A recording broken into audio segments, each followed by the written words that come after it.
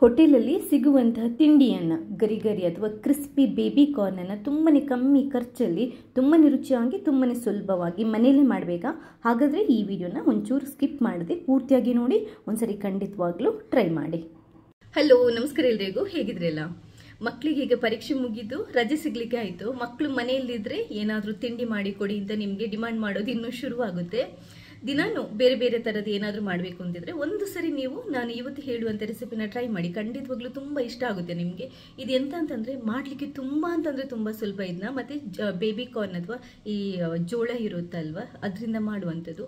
ತುಂಬ ಸುಲಭವಾಗಿ ಮಾಡ್ಬೋದು. ಜಾಸ್ತಿ ಇಂಗ್ರೀಡಿಯೆಂಟ್ಸ್ ಬೇಕಾಗಿಲ್ಲ, ನಿಮಗೆ ಜಾಸ್ತಿ ಟೈಮ್ ಕೂಡ ಬೇಕಾಗಿಲ್ಲ. ಆಮೇಲೆ ನೀವು ಹೋಟೆಲಲ್ಲಿ ತಿನ್ನುವ ಕೆಲವು ತಿಂಡಿಗಿಂತ ಕೂಡ ಇದು ತುಂಬ ರುಚಿಯಾಗಿರುತ್ತೆ. ಒಂದ್ಸರಿ ಆದರೂ ಈ ರೆಸಿಪಿನ ಟ್ರೈ ಮಾಡಿ ಮಕ್ಕಳಿಗೆ ಮಾಡಿಕೊಡಿ, ನೀವು ತಿನ್ನಿ. ಹಾಗೆಯೇ ಇದ್ರ ಬಗ್ಗೆ ನಿಮ್ಮ ಫೀಡ್ಬ್ಯಾಕನ್ನು ಕೂಡ ಕೊಡಲಿಕ್ಕೆ ಮರಿಬೇಡಿ. ಥ್ಯಾಂಕ್ಸ್ ಎಲ್ರಿಗೂ. ಆ್ಯಕ್ಚುಲ್ ಆಗಿ ಮಕ್ಕಳು ತುಂಬ ಇಷ್ಟಪಟ್ಟು ಈ ತಿಂಡಿಯನ್ನು ತಿಂತಾರೆ. ಮತ್ತು ಇನ್ನೊಂದು ಏನು ಅಂತಂದರೆ ಆರೋಗ್ಯಕ್ಕೆ ಕೂಡ ಒಳ್ಳೆಯದೇ. ಯಾಕಂತಂದರೆ ಎಳೆ ಜೋಳ ಬರುತ್ತಲ್ವ, ಬೇಬಿ ಕಾರ್ನ್ ಬರುತ್ತಲ್ವ, ಅದರಿಂದ ಮಾಡುವಂಥದ್ದು. ಒಂದು 10-15ರಿಂದ ಈ ಬೇಬಿ ಕಾರ್ನನ್ನು ತಗೊಂಡಿದ್ದೀನಿ, 10-15ರಷ್ಟು. ನಿಮಗೆ ತರಕಾರಿ ಅಂಗಡಿಗಳಲ್ಲಿ ಸಿಗುತ್ತೆ. ಮೊದಲೇನು ಮಾಡಬೇಕು ಅಂತಂದರೆ ಒಂದು ಪಾತ್ರೆಯಲ್ಲಿ ಸ್ವಲ್ಪ ನೀರನ್ನು ತಗೊಂಡು ಅದಕ್ಕೆ ಒಂದು 1/4 ಚಮಚದಷ್ಟು ಸ್ವಲ್ಪ ಉಪ್ಪನ್ನು ಹಾಕ್ಕೊಂಡು ಇದನ್ನ ಬೇಯಿಸ್ಕೋಬೇಕು. ಒಂದ್ಸರಿ ತೊಳೆದ್ಕೊಳ್ಳಿ. ಅದು ಪ್ಯಾಕೆಟಲ್ಲಿ ರ್ಯಾಪ್ ಮಾಡಿ ಬರುತ್ತೆ, ಬಟ್ ಆದರೂ ಕೂಡ ನೀರಲ್ಲಿ ಒಂದ್ಸರಿ ತೊಳೆದ್ಕೊಂಡು ನೀವು ಇದನ್ನ ಬೇಯಿಸಲಿಕ್ಕೆ ಇಟ್ಬಿಡಿ. ಅಂದರೆ ಹೈ ಫ್ಲೇಮಲ್ಲಿ ಇಡ್ಬೋದು, ಜಾಸ್ತಿ ಉರಿ ಇಟ್ಕೊಂಡೆ ನೀಟಾಗಿ ನಾವು ಇದನ್ನ ಬೇಯಿಸ್ಬೋದು. ಒಂದು 5 ನಿಮಿಷ ಬೆಂದರೆ ಸಾಕು. ಅಷ್ಟೊತ್ತಿಗೆ ಒಂದು ಸಣ್ಣದಾಗಿ ಒಂದು ಮಸಾಲೆ ರೆಡಿ ಮಾಡಬೇಕು. ಆ ಮಸಾಲಕ್ಕೆ ಒಂದು 4-5 ಎಸಳು ಬೆಳ್ಳುಳ್ಳಿ, ಒಂದು ತುಂಡು ಶುಂಠಿ, ಒಂದು ಅರ್ಧದಷ್ಟು ಹಸಿಮೆಣಸಿನ್ಕಾಯಿ, ಖಾರ ಜಾಸ್ತಿ ಬೇಡ, ಒಂದು ಸ್ವಲ್ಪ ಕೊತ್ತಂಬರಿ ಸೊಪ್ಪು, ಇಷ್ಟನ್ನು ಹಾಕ್ಕೊಂಡು ಹಾಗೆಯೇ ಬೇಕಿದ್ರೆ ಒಂದು ಅರ್ಧ ಚಮಚದಷ್ಟು ಲಿಂಬೆ ರಸ ಹಾಕಿ, ಒಂದು ಸ್ವಲ್ಪ ಉಪ್ಪು. ಲಿಂಬೆ ರಸ ಎಲ್ಲರೂ ಹಾಕಲ್ಲ, ಬಟ್ ಹಾಕಿದರೆ ತುಂಬ ಕಡಕಾಗಿ ತುಂಬಾ ಚೆನ್ನಾಗಿ ಬರುತ್ತೆ. ಇಲ್ಲದಿದ್ದರೆ ಸ್ವಲ್ಪ ವೆನಿಗರ್ ಬೇಕಾದರೂ ಸೇರಿಸ್ಬೋದು. ಇಷ್ಟನ್ನು ಹಾಕ್ಕೊಂಡು ಇದನ್ನ ಚೆನ್ನಾಗಿ ರುಬ್ಬಿ ನೀವು ಪೇಸ್ಟ್ ಮಾಡ್ಕೊಳ್ಳಿ. ನೋಡಿ, ಈ ಥರ ಒಂದು ಸ್ವಲ್ಪ ಬೇಕಾದರೆ ನೀರನ್ನು ಹಾಕೋಬಹುದು ರುಬ್ಬುವಾಗ. ಚೂರು ತುಂಬ ತೆಳ್ಳಗಾಗೋದೇನು ಬೇಡ. ಅಷ್ಟೊತ್ತಿಗೆ ಈ ಪೇಸ್ಟ್ ರೆಡಿ ಆಗೋಷ್ಟೊತ್ತಿಗೆ ಬೇಬಿ ಕಾರ್ನ್ ಕೂಡ ಬೆಂದಿರುತ್ತೆ. ಇಷ್ಟು ಸಾಕು. ನಾನು ಸ್ಟವನ್ನು ಬಂದ್ ಮಾಡಿಬಿಟ್ಟು ಇದನ್ನ ನೀರಿಂದ ನೀವು ಫಿಲ್ಟರ್ ಮಾಡಿ ತೆಗೆದು ಬಿಡಿ. ಬೆಂದಾಗ ಗೊತ್ತಾಗುತ್ತೆ ನಿಮಗೆ, ಅಂದರೆ ಅದರ ಕಲರ್ ಚೇಂಜ್ ಆಗಿಬಿಡುತ್ತೆ.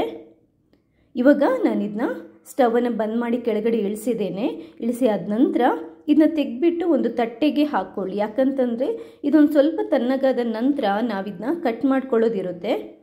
ಅಂದರೆ ಈ ಥರ ಫುಲ್ ಇಡಿಯಾಗಿ ಬೇಕಾದರೂ ಮಾಡ್ಬೋದು, ಬಟ್ ಅದಕ್ಕಿಂತ ಬೆಸ್ಟ್ ಏನು ಅಂತಂದರೆ ಇದನ್ನ ಅರ್ಧ ಕಟ್ ಮಾಡ್ಕೊಳ್ಳೋದು. ನೋಡಿ, ನಾನೀಗ ತೋರಿಸ್ತಾ ಇದ್ದೀನಲ್ವಾ, ಈ ಥರ ಅರ್ಧ ಕಟ್ ಮಾಡ್ಕೋಬೇಕು. ಯಾಕಂತಂದರೆ ಅರ್ಧ ಕಟ್ ಮಾಡಿದರೆ ನಿಮ್ಗೆ ಏನಾಗುತ್ತೆ, ಫ್ರೈ ಮಾಡಲಿಕ್ಕೆ ಕೂಡ ಈಸಿ, ಆಮೇಲೆ ಬೇಗ ಫ್ರೈ ಆಗುತ್ತೆ ಕೂಡ, ತಿನ್ನೋದಕ್ಕೆ ಕೂಡ ಚೆನ್ನಾಗಿರುತ್ತೆ. ಎಲ್ಲದನ್ನು ನೀಟಾಗಿ ಈ ಥರ ಕಟ್ ಮಾಡ್ಕೊಂಡು ಇಟ್ಕೊತಾ ಇದ್ದೇನೆ.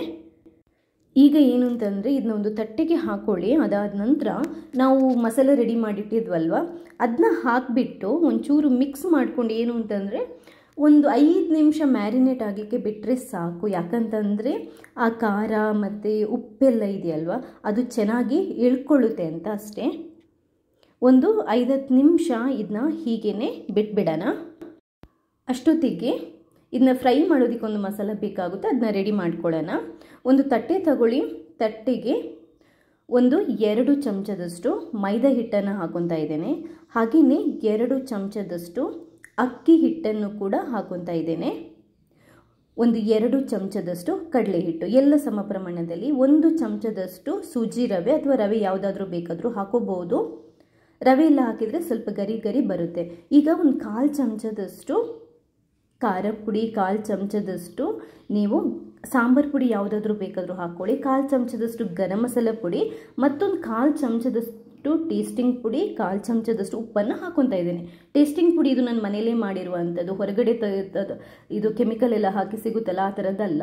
ಈ ಟೇಸ್ಟಿಂಗ್ ಪುಡಿದು ಲಿಂಕ್ ಇದೆ, ಅಂದರೆ ವಿಡಿಯೋ ನನ್ನ ಚಾನೆಲ್ನಲ್ಲಿದೆ, ಬೇಕಾದರೆ ನೋಡ್ಕೊಂಡು ಮಾಡ್ಕೊಳ್ಳಿ. ಚೆನ್ನಾಗಿರುತ್ತೆ. ಯಾವುದೇ ಫ್ರೈ ಇರ್ಬೋದು, ಪಲ್ಯಕ್ಕಿರ್ಬೋದು, ನೀವು ಇದನ್ನ ಹಾಕಿದರೆ ತುಂಬ ಒಳ್ಳೆ ಫ್ಲೇವರ್ ಬರುತ್ತೆ.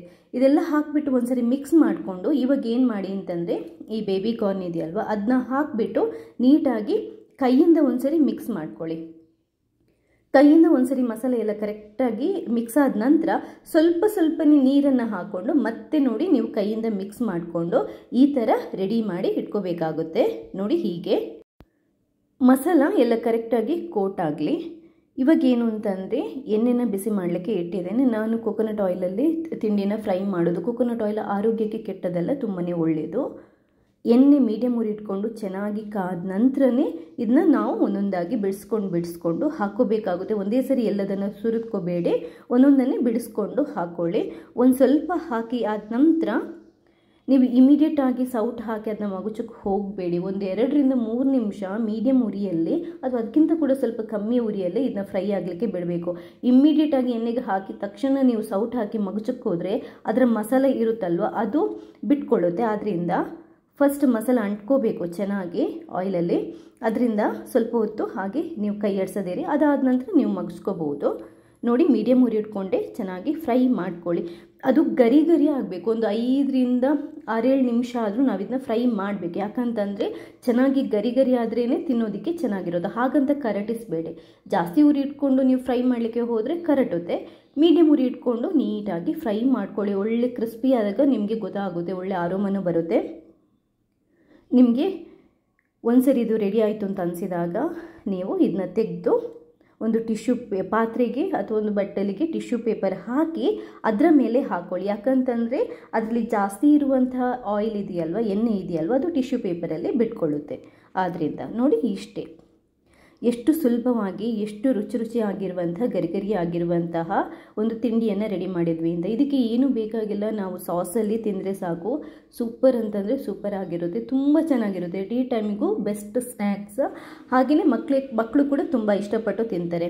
ಈ ರೆಸಿಪಿ ಇಷ್ಟ ಆದರೆ ಲೈಕ್ ಮಾಡಿ, ನೀವು ಮಾತ್ರ ನೋಡೋದಲ್ಲ ಬೇರೆಯವ್ರಿಗೆ ಶೇರ್ ಮಾಡೋದನ್ನು ಕೂಡ ಮರೆಯಬೇಡಿ. ಥ್ಯಾಂಕ್ಸ್ ಎಲ್ರಿಗೂ.